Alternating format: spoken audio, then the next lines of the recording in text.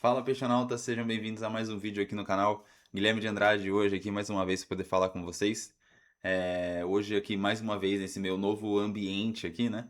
É, Um local novo de gravação. Ainda vou dar uma incrementada, vou acertar aqui essa maçaneta aqui que tá... tô precisando de uma atenção, tadinha. Mas ela vai ter. Ainda vou dar uma incrementada aqui no local, mas a minha bandeira tá aí com a gente, né? O peixe sempre. Bom, hoje vou trazer para vocês aqui o pré-jogo, né? Trazer um pouco das informações da partida de amanhã contra o Red Bull Bragantino em Itaquera. E também vou trazer uma opinião breve aqui. A gente teve alguns comentários aqui em resposta ao vídeo do Jorge, né? Falando sobre o Vojvoda. Inclusive recomendo, eu vou deixar no final do vídeo aqui destacado esse vídeo para vocês poderem dar uma assistida, quem não assistiu no caso, né? É, e vou trazer um pouco uma opinião referente a essa questão, porque assim, eu vejo muita gente querendo já ou falando sobre demissão do técnico, né? Que é uma loucura. É uma loucura porque, cara, a gente. Primeiro, que ficar trocando o mando não vai resolver, né? A gente vem de anos fazendo isso aí e a gente viu como não deu muito certo, né? O Santos foi rebaixado, não teve um ano fácil de 2025 e 25 e a gente teve três técnicos no ano, né? Então realmente eu não vejo sentido nisso, já pensando por esse lado. E ainda tem a questão das valências, do lado bom do técnico Vojvoda, né? Que realmente é um bom técnico, eu não vejo sentido nenhum em pedir demissão ou chamar ele de burro ou coisa do gênero, como a gente vê na internet. Claro que assim, a internet, a gente sabe que ela é uma terra meio sem lei, ou tem lei, mas assim, é um território hostil, né? As pessoas realmente não têm muitos pudores para falar o que pensam ali, e eu acho que se fosse pessoalmente, elas não teriam esse mesmo tipo de opinião ou não expressariam da forma como elas expressam na internet, né? Mas bom, vou pedir para você já deixar o like no vídeo, se inscrever aí no canal, tá? A gente tá investindo mais aí para poder trazer mais qualidade, trazer mais conteúdo aqui pro canal, né? E é isso, vem muito mais por aí. Então se inscrevam no canal, tá? Eu comentei alguns vídeos atrás que a gente tinha estagnado nos 183 inscritos e agora a gente tá nos 199. Nesse exato momento, eu não sei, vou até dar uma conferida aqui para trazer a informação correta para vocês, né? Vamos ver quantos inscritos a gente tem no canal no momento. E é um total de 199 realmente, tá? Então, bom, se inscreve aí no canal, tá bom? E deixa o like no vídeo. Bom, vamos lá, né? Primeiramente, vou falar um pouquinho sobre o jogo de amanhã, tá? Jogo esse que, no caso, a gente já atingiu aí a marca ontem, né, à noite, no dia 23, sexta-feira. O Marcelo Teixeira, presidente do Santos Futebol Clube, ele divulgou no perfil dele do Instagram que o Santos tinha chegado à marca de 25, a parcial, de 25 mil ingressos vendidos para a partida de domingo, né? O jogo vai ser às 4 horas e na Neoquímica Arena, né? Em Itaquera, como eu disse, contra o Red Bull Bragantino. O Red Bull Bragantino que tá forte esse ano, né? Tá em primeiro no Campeonato Paulista. Nesse momento, o Palmeiras tá jogando com o São Paulo e aí ganhando do São Paulo, que tá 3-1. Vai ganhar, né? Tá acabando o jogo já. Passa o Red Bull Bragantino e aí realmente vai ficar aí porque o Santos vai ganhar amanhã, né? Muita fé. E bom, essa partida vai ter transmissão da TNT e da HBO Max, né? Essas são as únicas transmissões do jogo. É, E assim, é um jogo que vai ser meio. Vai ser meio não, vai ser complicado, né? O Santos tá numa situação meio ruim, porque depois de empatar com o Guarani jogando mal e empatar com o Corinthians jogando mal de novo, inclusive como eu comentei aí, né? A gente vê. Tem gente criticando duramente o técnico, criticando o Vinícius Lira, lateral da base, começando aí a carreira dele, vamos dizer assim, de fato agora, e gente mandando ele de volta pra base já, uma loucura, né? Mas é uma partida difícil porque a gente tem certa dificuldade em criar oportunidade no ataque, né? A gente vê que realmente o Santos não faz muitos gols. Vou trazer aqui até. Nesse ano, a gente teve um total de 4, 5 gols. 5 gols em 4 jogos. Até que é bastante, né? Pensando por esse lado. Foi 2 contra o Novo Horizontino. Peço desculpas, então, são 4 gols, tá? Errei aqui a conta. 0 contra o Palmeiras, 1 contra o Guarani e 1 contra o Corinthians. Duas partidas ruins aí, essas últimas, né? Mas é um time que tem dificuldade para produzir no ataque, né? O Neymar ainda não voltou, o Roleiser tem altos e baixos, partidas muito boas e partidas abaixo. O Tassiano, que chegou a fazer um gol aí contra o Novo Horizontino, ele tá machucado. Ele saiu no clássico, né, na partida contra o Corinthians, sentindo dor na posterior da coxa dele direita. E ele tá com edema, então cortado, poupado, né, na partida, tá?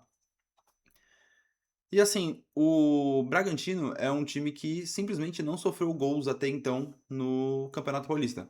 Eles têm 4 jogos e 0 gols tomados. E se não me engano, são 9 gols feitos. É um time que está bem equilibrado, né? Eles estão até em vias de trazer o goleiro Volpe do Grêmio, né? Que rescindiu com o Grêmio, ou está rescindindo, eu não vi exatamente a notícia. Eu li bem por cima ali. Mas eles têm um time que tá bem equilibrado. O técnico é o Wagner Mancini, né? Eles têm uma defesa bem fortificada, né? Bem centrada ali e conseguem sair rapidamente pelas laterais. Eu vi que, assim, o Hurtado é o lateral direito deles, né? E o Capixaba, que renovou com o Bragantino até 2028, eu acho. São jogadores muito importantes ali, né? E também tem o Lucas Barbosa, né? Que é uma questão de lei do ex. Pra mim, mais até do que o Lucas Barbosa, é o Sacha, um cara que gosta de fazer gol no Santos também, né? O Bragantino, eles vêm fazendo uma rodagem no elenco, né? Estão girando bastante por causa dessa temporada longa que vai ter, com muitos jogos. Agora no meio de semana já tem jogo do Brasileiro, né? Começando. E aí eles vêm rodando bastante o elenco, então fica até difícil trazer exatamente uma provável escalação. Mas assim, eu dei uma analisada, vamos dizer assim, nos últimos times aí, nas últimas partidas deles. E, como eu disse, apesar de ser difícil, eu vou trazer aqui uma provável escalação que eu acho plausível, tendo em vista os times que vêm jogando, né, os times que eles vêm tendo como titular para cada partida aí em si. E, e o que eu acho que vai ser, né? Porque realmente é uma partida que para eles é importante, apesar de ter jogo já no meio da semana agora do Brasileirão. Bom, só mais uma coisa que eu tô esquecendo, o John John, que é, digamos, o principal jogador deles no momento, foi o artilheiro deles no ano passado, né? E creio que também estava sendo o titular deles aí, titular não, artilheiro deles até o momento no Paulista. Ele já não jogou na última partida contra o Mirassol, que foi 0-0, e ele tá fora realmente porque ele vai pro Zenit. Já tá em vias de viajar para a Rússia, enfim. Então, realmente é um jogador que provavelmente não vai participar da partida, já não participou da última já, tá? E é um jogador chato, né? Bom, vamos lá. A provável escalação, então, do Red Bull Bragantino. Provável, sempre forçando isso, porque eles estão rodando bastante o elenco, tá? Vai ver que realmente, dificilmente eles repetem uma formação no jogo aí, nessas 4 partidas até então. Eles vêm com o goleiro Clayton, que um bom goleiro, né? Tá lá há bastante tempo. Andrés Hurtado na lateral direita, Gustavo Marques e Alex Vinícius na zaga e Juninho Capixaba na esquerda, provavelmente, né? Sempre deixando isso claro. Gabriel no meio, né? Volância. Ignácio Sousa, que veio do Penharol agora no final do ano para essa temporada e já teve partidas como titular. Não sei exatamente qual é o estilo de jogo do cara, né? Mas, bom, eu acho que vai ser ele. E Gustavinho, que eu também não sei quem é. Lucas Barbosa, lei do ex aí.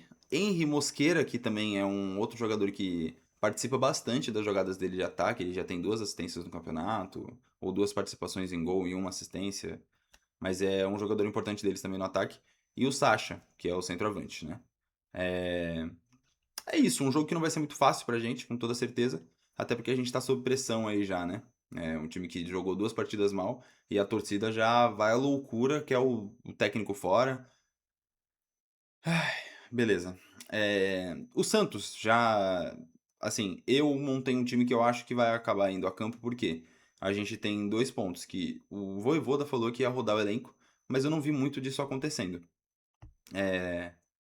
E eu acho que agora vai precisar. O Arão ele foi basicamente titular em todas as partidas até o momento. E tem que descansar o homem, né?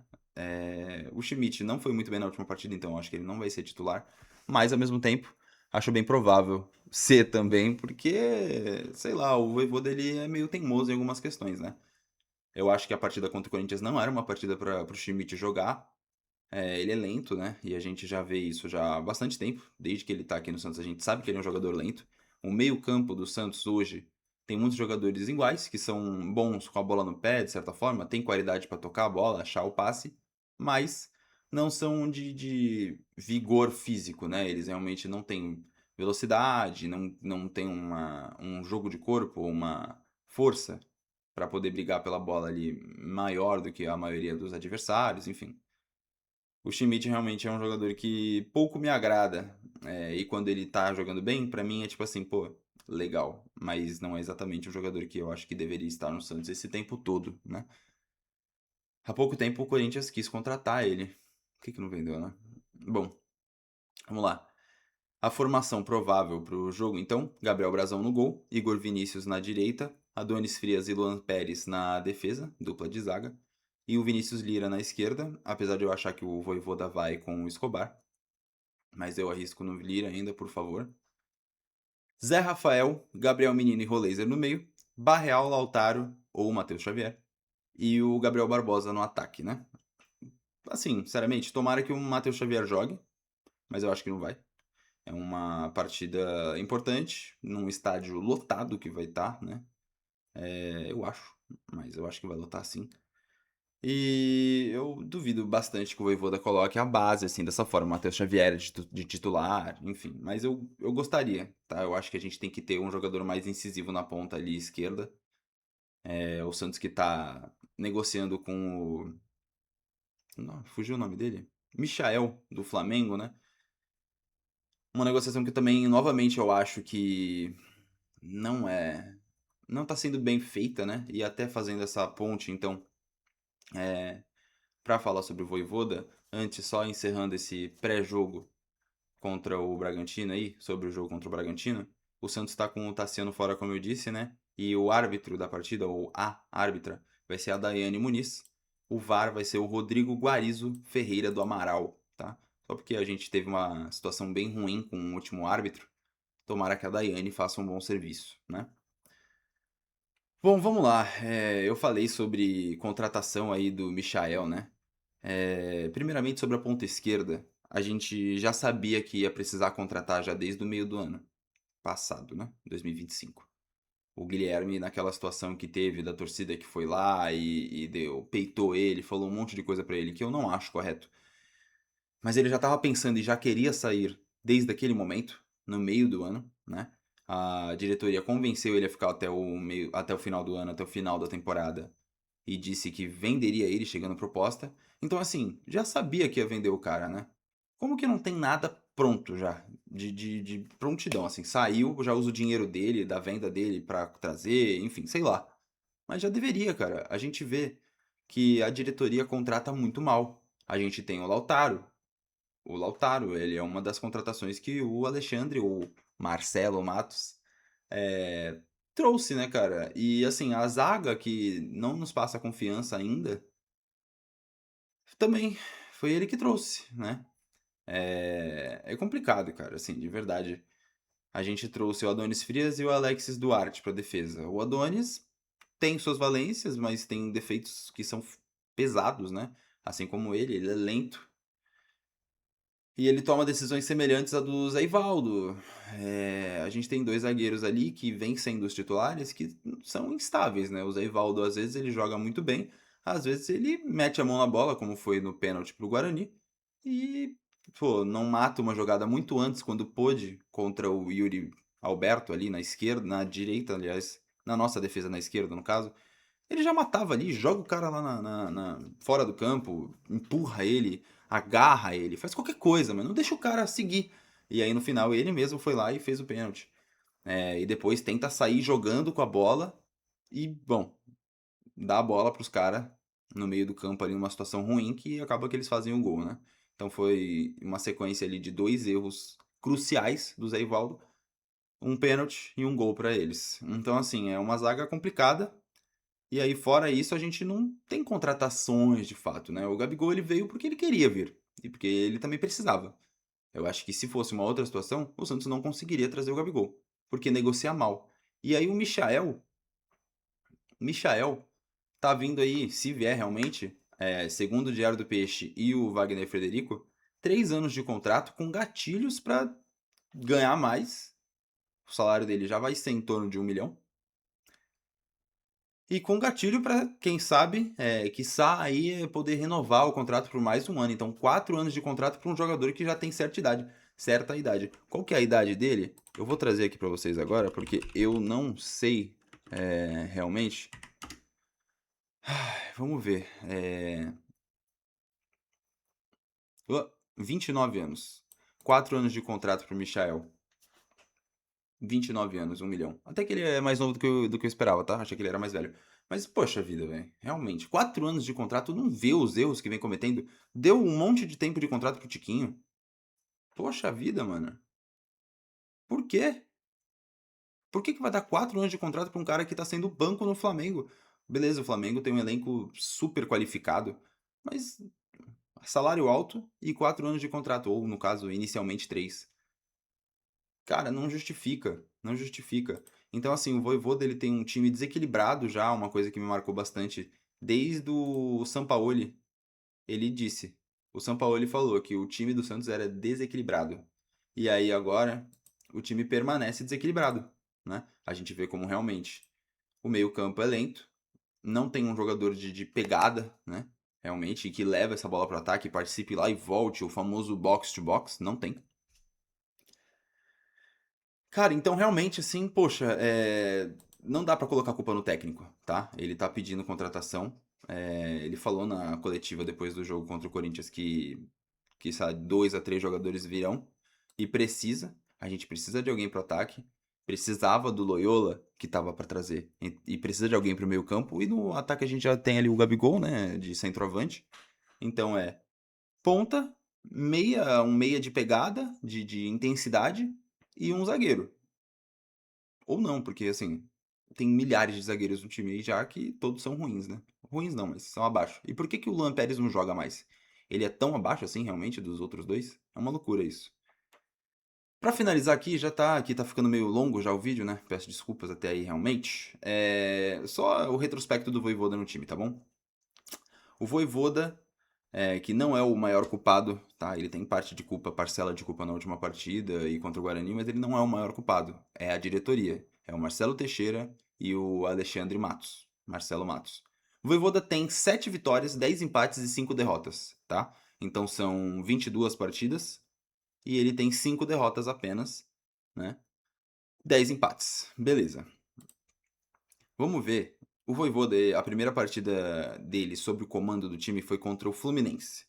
A partida foi no dia 31 de agosto de 2025. A gente empatou com o Fluminense, lembrando que ele teve pouco tempo de treino e já teve a partida logo em seguida, né? Depois disso ele teve uma pausa grande, que foi aí então a partida contra o Atlético Mineiro, tá? Então vamos lá. Fluminense 0 a 0, uma partida ok, eu não lembro de muito sobre a partida, mas eu lembro de ser ok. Depois a gente teve o Atlético Mineiro lá, que a gente empatou em 1 a 1 com uma desligada, um vacilaço do Zé Ivaldo, né? Bom, e aí a gente, mesmo jogando melhor, a gente poderia ter ganho, mas empatou. Beleza. Depois ganhamos um clássico contra o São Paulo em casa, 1 a 0. Red Bull Bragantino lá, que a gente teve um monte de oportunidade, o time vacilou, era uma partida que a gente merecia ganhar. E bom, foi 2 a 2, empate. Depois, Santos e Grêmio em casa, 1 a 1. Ceará, que essa realmente foi bem ruim, 3 a 0. Depois a gente ganha do Corinthians em casa, 3 a 1. Aí Santos e Vitória em casa, vacilo novamente, perde. Empate com o Botafogo, empate com o Fortaleza, perde pro Palmeiras, naquela sequenciazinha lá, né, ruim. Perde Palmeiras, perde Flamengo, aí ganha do Palmeiras em casa. Caramba. Empata com o Mirassol, empata com o Internacional, partida péssima. Depois a sequência no final do campeonato. 3 vitórias seguidas, tá? Essa foi a sequência do Campeonato Brasileiro. Então, assim, retrospecto, ok. Nessas últimas partidas no Campeonato Brasileiro, ele perdeu 4, que foram partidas, né? 2 que foram contra Palmeiras e Flamengo, estavam brigando pelo título. Uma que realmente ali foi um absurdo, a gente perder em casa pro Vitória, mas perdemos, né? E aí pro Ceará, que essa foi uma partida bem ruim do time também. Fora isso, a gente empatou a maioria e teve sequência de vitória. A gente ficou no final do campeonato 6 partidas sem perder. É raríssimo isso acontecer, né? 6 partidas sem perder. A maior derrota que teve aí foi contra o Flamengo, que foi 3-2. Minto, 3-0 pro Ceará. Tá? Essa foi a maior derrota que a gente sofreu. E nesse ano, a gente perdeu uma única partida que foi contra o Palmeiras. Cara, a gente não tá nessa situação tão insana assim quanto tá parecendo, né? Realmente, a gente vê aí as pessoas falando, etc. Parece que o Santos já tá na final da temporada e tá sofrendo. E eu sei que o Campeonato Paulista ele tá bem corrido e disputado, mas a gente não pode tratar dessa forma, tá? O técnico ele faz um bom trabalho, eu gosto do trabalho dele. Ele não acerta sempre, é ser humano, mas no geral o time melhorou muito. O time melhorou demais. É um absurdo o quanto o Santos melhorou, progrediu desde que o Vojvoda chegou. Um time que é mais intenso, marca com mais vontade, toca melhor a bola, né? Então, assim, vamos ter paciência. Vamos ter paciência e entender que o real culpado não é o técnico. É a diretoria que montou um time que é absurdamente desequilibrado, é bem ruim mesmo nesse âmbito. Não dá pra botar fé na defesa, nos zagueiros. Não tem um lateral direito reserva decente, é o Mike. E, bom, é isso, né? Tomara que dê mais oportunidade aí pro Miguelito. Realmente, porque tem que rodar o elenco, né? E torcer, ter paciência e torcer pra que dê tudo certo. Vamos apoiar, não vamos vaiar jogador do Santos durante o jogo, cara. No final, pro final da partida, se realmente merecer, aí beleza. Mas eu acho que durante a partida você só piora o que já tá ruim, tá bom? É isso, vídeo longo pra Dedel. Peço desculpas, tá? Mas realmente eu precisava trazer esses dois tópicos aí. E é isso, tá bom? Obrigado pra quem ficou até aqui. Um beijo. Amanhã tem pós-jogo. Vamos ganhar, né? E, bom, like no vídeo, se inscreve no canal, tá bom? Um beijo, gente. Tchau, tchau.